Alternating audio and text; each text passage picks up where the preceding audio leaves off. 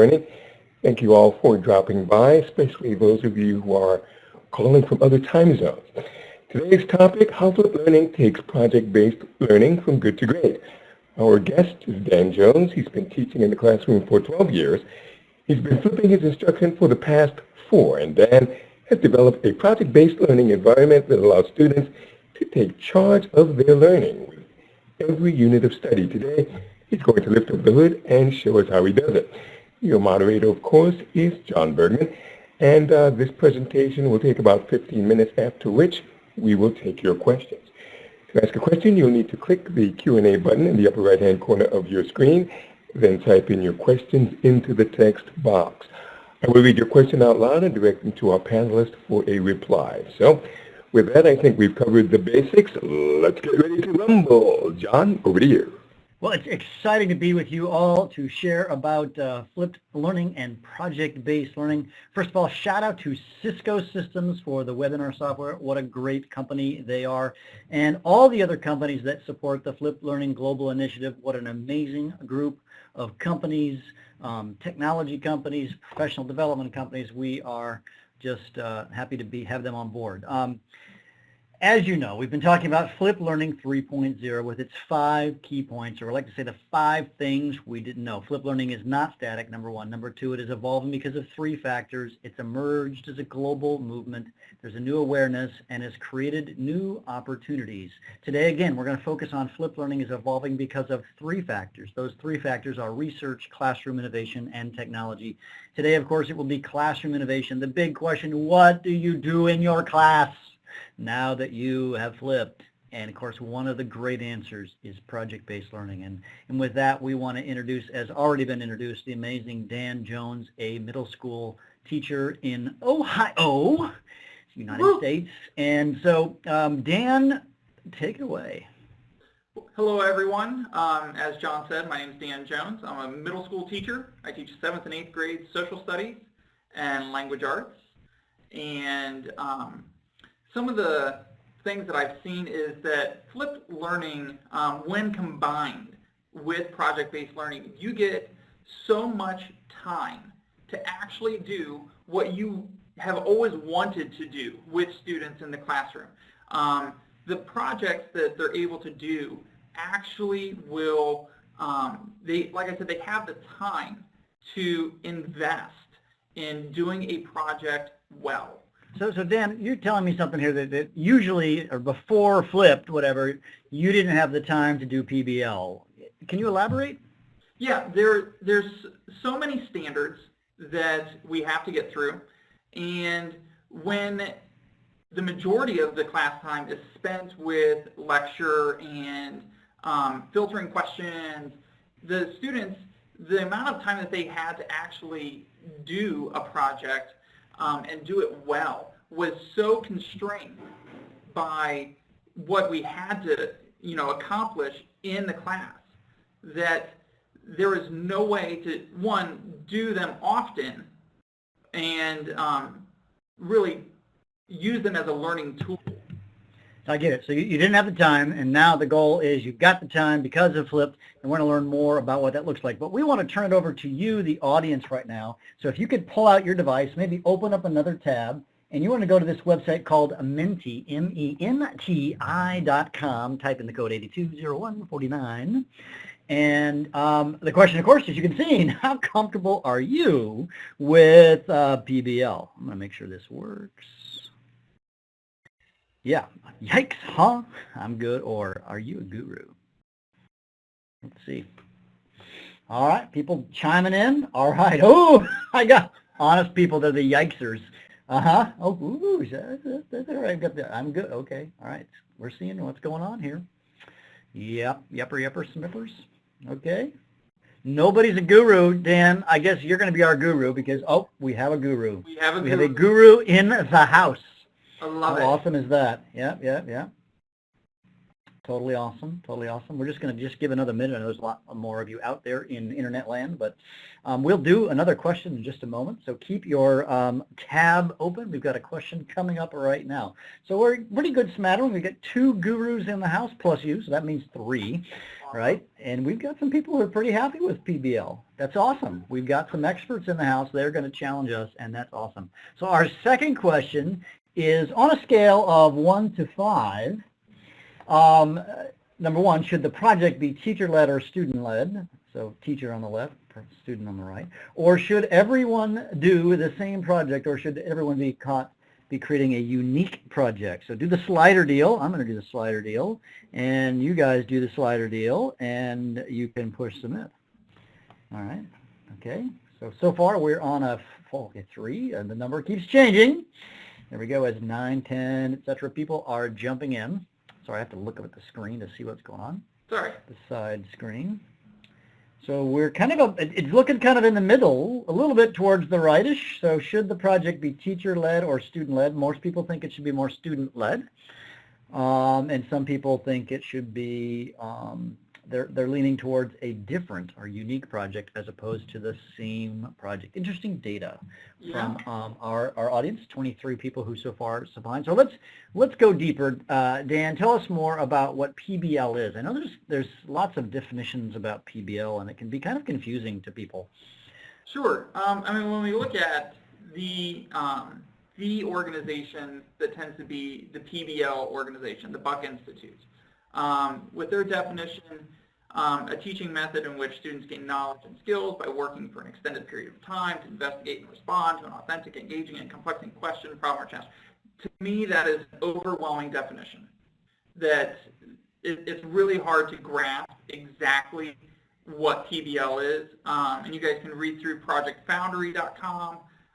But my definition for what PBL is, it's the act of using a project as a tool for students to gain understanding as well as express their mastery of the curriculum.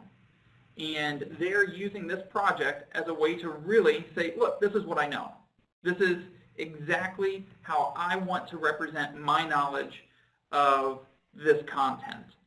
And so you're looking for a simple definition. You want it super simple because that's what you see people needing as a super simple definitions.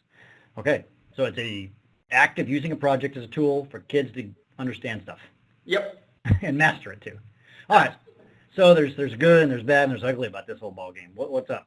Yes, and like for me, there was the PBL can be done very well, but it can also be done really poorly.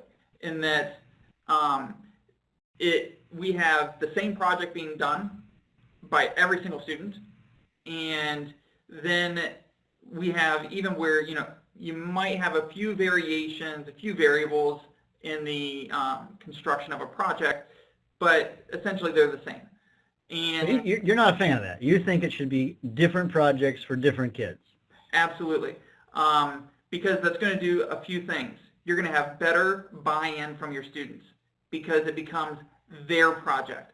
I made this, I'm proud of what I did, and this is a representation of my knowledge. And so when they do that, they will spend more time on their project. They will make sure that the details of their project are great because it represents them. And it's not, hey, this is Mr. Jones's idea of what a project should be, and can I replicate what his expectation or what his project is and his. Right. So that leads us to what a project is versus project-based, because, as a teacher, I did a lot of projects, but I rarely did project-based learning. I did a couple times, but there's a big difference. So talk to me about that. Sure. Like on this particular slide, you can see a project on the table, and this is actually 2 students' projects because they work together. And in this particular project, it was about the 13 colonies. And they had to look at the economics, the religion, the geography of those colonies. And they said, well, how do I represent this? And so they wanted to represent their knowledge. And they chose a tea set because they're like, well, they're all English, so they love tea. And it was a big part of their culture. So they wanted to make a tea set. And each saucer represents the colony. The mug has all the content that represents the colony. And they wanted, you notice things are done, it's clean. There's time and energy that's been spent.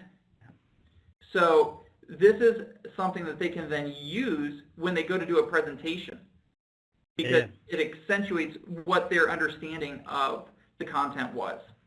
And so here's a big table, lots of words, difference between a project and PBL. A lot of stuff here. What's the highlights here? One of the things is that a project, it can be done at home without the teacher. There really isn't any guidance because the teacher has already laid out all these expectations that this is what's going to be in your project.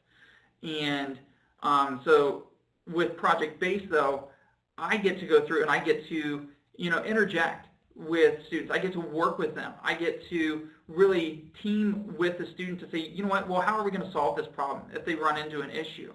And it allows them to problem solve their own projects. And the other thing is, if you look down towards the bottom of that list, it says all are the same for projects. And for project-based learning, all of them are different. And one of the best explanations I've ever had about PBL is I had a chat talk with the executive director at Buck Institute at a conference, and he said the difference between PBL and projects is PBL is the main course. Projects are dessert. To me, that was like, oh, I finally get it. Oh, yeah. The learning is happening through the project. That's PBL. It's just the add-on. That's a project. Absolutely. Because the thing is, they're gaining all of this knowledge as they're building their project. But as you build a project, as you're trying to have kids all have a different project, getting them to have a different project, meaningful, et cetera, has got to be quite a process. I know you've got a slide here that really helps us to kind of design that process. I know there's a lot of stuff here, but can you walk us through a little bit of this, especially I think the design lab, I think is what's most fascinating to me. Yeah, well, let's start at pre-unit, because one of the things that I do is I give kids a rubric that says, here's your essential question. This is our driving question that you're going to be able to answer by the end of the unit. And then it has key terms. So these are some of the main ideas that are going to drive their research. So there's a big overarching question that everyone's trying to answer, right? Yeah. So give me an example of one of those overarching, you teach social studies, middle school, what's one of those overarching questions? When we look at the development of the colonies and they're deciding whether or not, to become their own independent country, the central question is, when is it appropriate to rebel against your government? Okay, so when's it appropriate to rebel against your government in the context of the 13 colonies of the United States becoming the United States? Right. Got it. Okay. So that's the big question. Now, how do I, as a student, figure out what my project's going to look like? Well, they'll do some research once they've gotten those key terms, and after they've done all that research, we come in the next day and we do what's called the design lab. And this is a process in which students interview one another and they exchange information. They say, you know what, this is what I learned. And then the other student says, well, this is what I learned. And then they take all of that information, they summarize it, they share their summaries with one another, and then they find out what's similar. Because John, if you learned something that was really strange and no one else in our group found that information out, one, it could either be that you found a great resource, or it could be that your information was misleading. All right, so let's take this analogy. So I'm the student, and I've learned some stuff about John Adams, and that John Adams, who became the second president of the United States, but he was part of the whole founding of the nation. Right. I learned some things about him, that he was a lawyer beforehand, and he helped set some guy free. I know that he was a Brit, and so I might say, well, he was kind of a sympathizer to Britain. So that's some information that I've got from my research about John Adams. Right. And then I could share, that he was a lawyer, but when we had the Boston Massacre, he represented the British. Right. And the fact of the matter is, he set them free. He got them, exonerated of all charges. And so then he and Thomas Jefferson were best friends, but then they became the worst of enemies. And lo and behold, Thomas Jefferson and John Adams died on the same day. Yeah. And so, I can bring information, you can bring information, and the fact that we're having that conversation allows both of our understanding of who John Adams to expand. So, yeah, so this is what's happening in the first, for lack of a better term, 12 minutes of this design lab. I see 6 minutes, 6 minutes. Yep. In the summarization, we're going to kind of put these all together and talk about the differences, say, between John Adams and Thomas Jefferson. Sure. Yeah. Okay. And then we're going to find out, what are some similar things that you talked about and I talked about, and then I'm going to take all that information that I now know, and this is all before our unit has really even begun. And you're going to start thinking through, some brainstorming ideas of, well, how would I want to represent this content? And you're going to really start, and as you can see, it goes into like finding different categories for that information and then visualizing your project. And I actually have the students sketch it out on graph paper. This is what I want, my project to look like. And then they're going to share that idea with a peer and get some feedback. Because if I have a student that says, well, I'm going to build this log cabin and, it's going to be life size and I'm going to, do a walk, and kids can really rein them in and say, well, okay, is that realistic? And it's really constructive feedback. And then you may even have an idea that I'm like, that's amazing. All right. And really be able to support you in, maybe trying something new. So we take through this whole cycle. I'm just trying to get it because I'm looking at the time too. We go through this cycle and we realize we come up with an idea for a project, but I've just done some background information and sort of how do I come to that place where I kind of know what my project is? We've been talking about John Adams and Tom Jefferson and their relationship that was good and then bad and then good again. Yeah. Well, what do we arrive at? How do we determine our project? That I allow them to use, they could either use things like Pinterest and get some ideas, and just do some looking around online of, what are some fun projects that I could then say, that project isn't necessarily, or that idea isn't necessarily about this content, but I can figure out how to manipulate that idea to be about this content. Okay, so we've determined our project through the design lab. It takes about a day, you were saying, maybe a couple of days. Then we move into kind of the body of the week of the course. Yes. So one of the things is, that idea of what do I do with my kids in class? And so they'd watch that video in the individual space of, the instructional video. Then they need to do some sort of interaction with that. But then when we come face-to-face, I always start out with what are called T&T cards. They're my turn and talk. And those are a set of questions that will actually guide. Oh, there's... Should we jump to here then? Yep, let's jump to there. And these questions, they guide students through the content from the night before, because they're able to have that conversation and say, what are the big ideas that we learned about, and how can I actually take those and connect them to what we've already learned?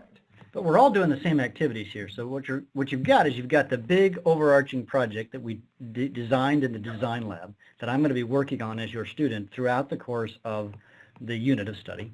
But then during the day, I'm going to watch a short micro video about John Adams and Tom Jefferson or whatever that, the Revolutionary War stuff. And then we're going to be doing these activities together that's really is going to cement the ideas together. But meanwhile, I'm still working on the big project. Right. Fair? Yeah, because as we talked about, at the beginning, you now have time. You have so much more time in your classroom that you can spend 5 minutes at the beginning, 5 or 7 minutes at the beginning of a class, figuring out how all this information connects and answering any questions that the kids have. So you really have projects in projects. Maybe it's just projects. You've got activities in the projects, but then you're devoting a certain period of time where just in class they're working on their big project, which connects all the pieces of the puzzle together. Yeah, and I've got them. They'll do a mini activity, and then they'll have time where they can work on their project or work on even writing an essay. Because I want them to be able to express their understanding in as many ways as possible. So that way, a kid who is very they're struggling, to come up with an idea for a project. Right. We now have time where we can actually talk through, well, different ways of representing that knowledge. And it's not, hey, we're out of time. Sorry, guys. You either did it or you didn't. Yeah. There's time built into the class that's very dedicated. So we dedicate that time at the beginning for turn and talk. We dedicate time for an activity, and then we dedicate time for projects. Awesome. So you're making the shift, right? Can I cover all the content, covering it more thoroughly? This is such a good statement, I think. So can you expound on your thoughts on this? Yeah, because we have this idea of, can I cover all the standards that our state has mandated that we have to cover, and now we have all the time necessary to cover that content. But now it's a question of how do I cover it more thoroughly, because we have time to dedicate to the content. And now I want to take kids deeper. It's not just surface level. It's how deep can I take them into the content so that they can get the most out of it. So as a social studies teacher, obviously you want to learn not just the history of the American Revolutionary War, but also to go deeper and ask the questions of why and what if and those types of questions. And so are you saying, I just want to make sure, I think I know the answer, but are you saying that your students are learning all about the history? They could say what happened to when and where and what, but they can also know why and what if. Yeah. They know why, and they can tell you how this content connects to previous content that they've learned, and how it even connects to today, and why it is we have the rights that we have today, why it is, our government functions the way that it does, because they see where it happened, and they're able to make those modern day connections. Cool. Let's turn it back over to the audience. So this question here is for you in the audience. How do you, or are you, seeing yourself implementing PBL into your classes? So as a result of this conversation with the amazing Dan Jones, what would you say is works best in your context? So what ideas have been sparked? So this is just your thoughts, and then we're going to turn it over to some Q&A here for us. So just jump onto the Menti and just type your response, your question. Actually, not question. This is the place to just say, interact with how do you see it working in your context. I like to use case studies. That's awesome. More active learning so that they can delve into topics more deeply. Well said. Performance tasks, which blend nicely with PBL and flipped learning. That's so true. Whoever's in the green box, people.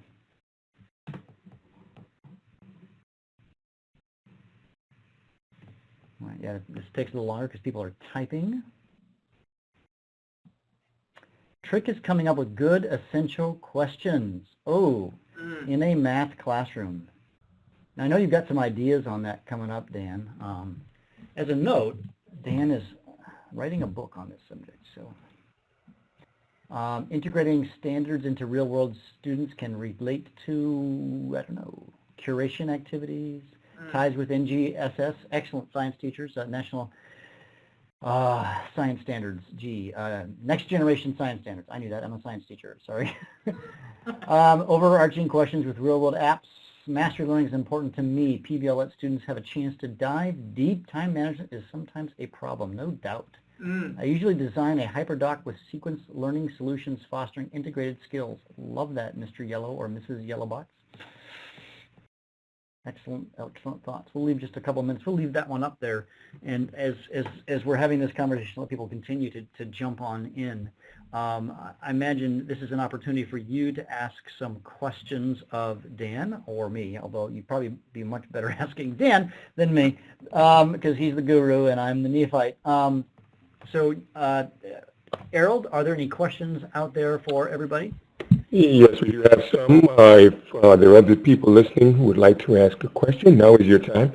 Just go to the upper right-hand corner of your screen, click on the Q&A button, and type in your question. Again, I will read your question to both Dan and John, and then they will respond. And we'll begin with the first question from Craig. Looks like Craig Agneberg. What do you do for the student work outside of the class video, audio, etc.? Question mark. Dan, what do you do outside of the class? So students that have limited access to technology. I don't know that the question is whether or not they have limited access. It sounds like they're just asking you what exactly is done outside of class in a PBL context. What is Okay. the outside of, what does the individual work look like? Well, typically, what they still do outside of class is they're still watching the video lecture. They're interacting with that video. And if I leave it up to the student, if they want to work on their projects, at home and put that additional work into it, they are more than welcome to do so. I had a student who, his project was a Minecraft project where he rebuilt Rome, and one of the things that he wanted to do, he spent over 40 hours on his project.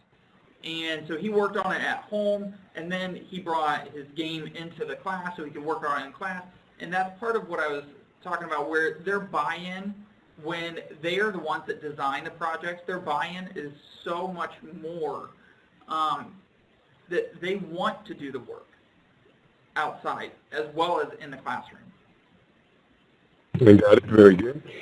The next question comes from Janet Klotz. She's asking, how to use PBL with iPads and digital textbooks?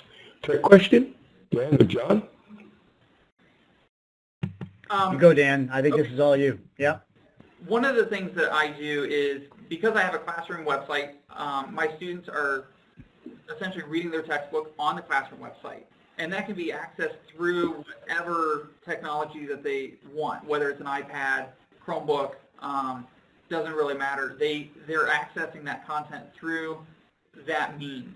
And for the students that, if they can't, like if they're not reading on grade level, what I did was I went through and I did an audio recording of all of the text and uploaded that to the website so that I am still the one reading to them, and it's not a computerized voice that has no life to it. And it's something that they can still read along, participate, and they're still going to be able to do all of the research and explore as necessary for the class. I might add one other thing, Dan, is that, I think sometimes we can get too focused and enamored with our technology, and it all starts with good pedagogy, and PBL is good pedagogy, flipped is good pedagogy. And what device you choose to use at some level doesn't matter. I would say that depending on the device, it's a great opportunity for them to express different ways that they might do things. The example you gave, Dan, was the student who'd done the Minecraft, so he used whatever technology he needed. iPads, for example, are great at doing some creation, some video stuff. There's a lot of things that they're great at. But I wouldn't get too focused on the device as I would on rethinking what the class space looks like, and to the degree that you use devices, you do. That you can do PBL without having a bunch of tech. And that's very true, because a lot of the kids, they do actual three-dimensional projects, so an actual physical project and not tech. So. Well, thank you, John. Thank you, Dan. We have Andrew Swan who's asking, I wonder how doing grades works with Dan's PBL system. Does the end of the unit project count as 100% of the unit grade? Is there a participation or conduct grade? Dan? Good question. Because there aren't content standards that go with participation, I don't do a participation grade. I don't use the project as the only grade that goes with the unit. We do a project, we do an actual paper pencil test, they do a presentation, and so I take all three of those and combine them together for an overall grade for the unit. And when it comes to, how on earth can I grade, 24 different projects in a single class? Well, typically you don't have 24 different standards that you're trying to grade. You have a set of standards, and you can look at each individual project and say, did this project highlight these particular standards? Can I see these standards shown to a degree of mastery in this particular project? We've got a couple of really great questions here, so we're going to run just a little bit longer because I think These questions are worth the time. Dan, are you pressing the essential questions to differentiate? Scott Will asks. One of the things that, the students are really able to differentiate the work because I present the same essential questions to everybody. And students are able to say, okay, what's within my realm of capability? And they're able to go through and say, okay, this is what I am comfortable with. And then I try to push them just a little bit outside their comfort zone to stretch them enough that the next time they go to do their next project, it's bigger and greater than what they were able to do last time. And so it really stretches that student, expands their understanding of the content so that the next unit that we do, they can dive even deeper. And the essential question, we review it day in and day out. And they keep coming back to it, but the projects themselves, because they're student created, those are differentiated by the students. So Aaron Brown is asking, so what do you do if everyone has a different topic? Great question. What's the answer? You mean like a different idea for a project? Yes. Okay. John, is there any chance we could go back Yeah. and show those 3 projects? Yeah, we skipped a few slides right here. Yep, right there. Those are 3 different projects about the same content. They're looking at the branches of government and how they function.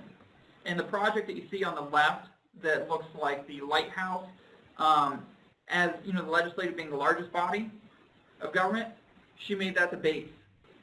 The judicial is the next largest, and so that's in the middle, executive. And she said, you know, all these branches of government, they shine a light of freedom to the world. That's good. And so that, to me, I was just like, oh my goodness, that's brilliant.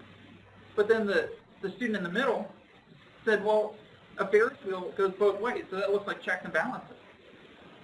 And we could have, you know, just as you have to be this tall to ride on different rides, we could say that those are the qualifications for being in each of those branches of government. So those things, each student was able to look at the content and say, you know what, this is how I want to represent it. This is how it makes sense to me.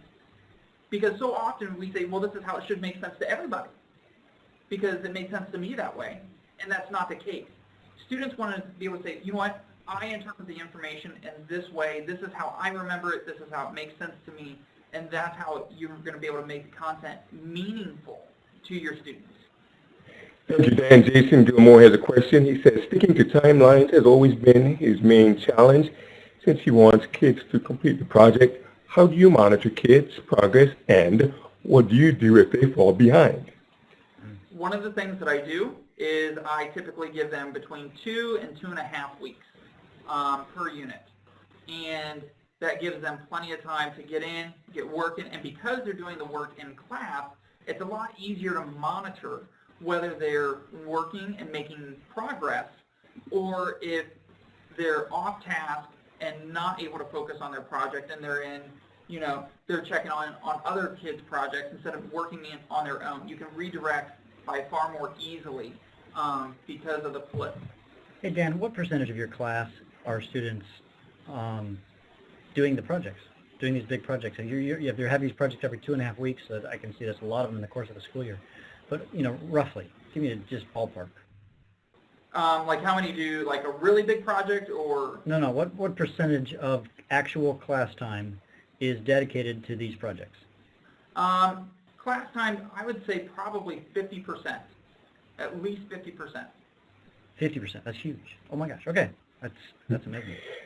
We'll squeeze one more question in, Richard Burbidge. What resources would you recommend for, quote, real-world projects? Most of those that I've found seem rather contrived. Dan? Again, it goes back to being student-created because it has to be real for the student. And if you're looking at, I mean, whether it's math or science, social studies, it doesn't matter the content area, as long as the student can buy into, this is my project, and I can relate to this project, then it becomes their real world. Very good.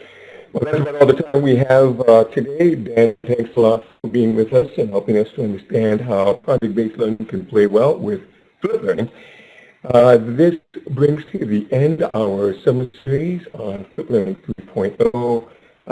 But all is not over. We'll be back with our Back to School series. You'll want to watch for those dates and sessions coming up. You can see what will be happening next at flglobal.org/webinars. See what's going to be happening and mark your calendar. Reminder, you can always learn more about flipped learning, flipped learning training, how you can become flipped learning certified by going to flglobal.org/get certified. And finally, you can continue this discussion at flglobal.org/community.